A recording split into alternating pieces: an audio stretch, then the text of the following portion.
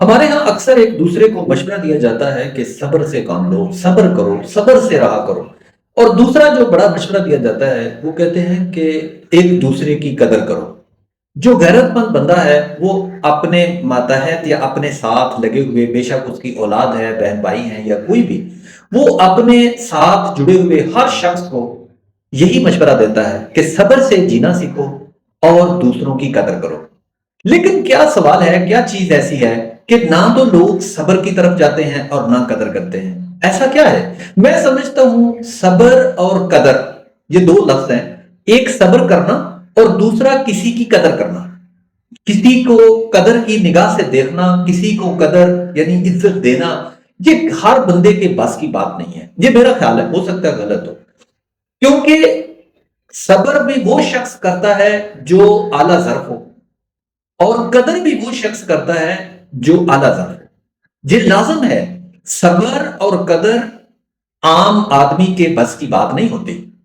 ये आपका जर्फ बताता है कि आप कितने आला जर्फ के मालिक हैं। अगर आप किसी को कदर की निगाह से देखते हैं, अगर आप किसी को कदर करते हैं, अगर आप किसी से कदर से पेश आते हैं, तो यकीन माने आपका जर्फ आला है।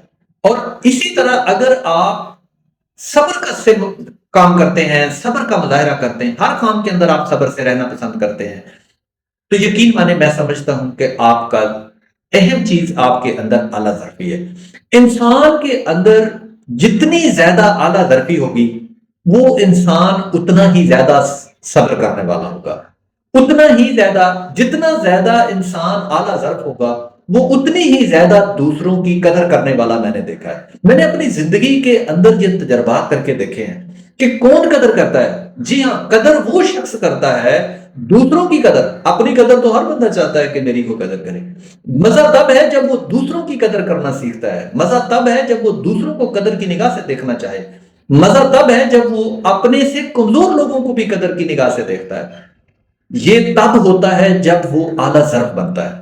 याद रखें, जितना शख्स आला जर्फ होगा, वो उतना ज्यादा साबिर और दूसरों को कदर देने वाला होगा।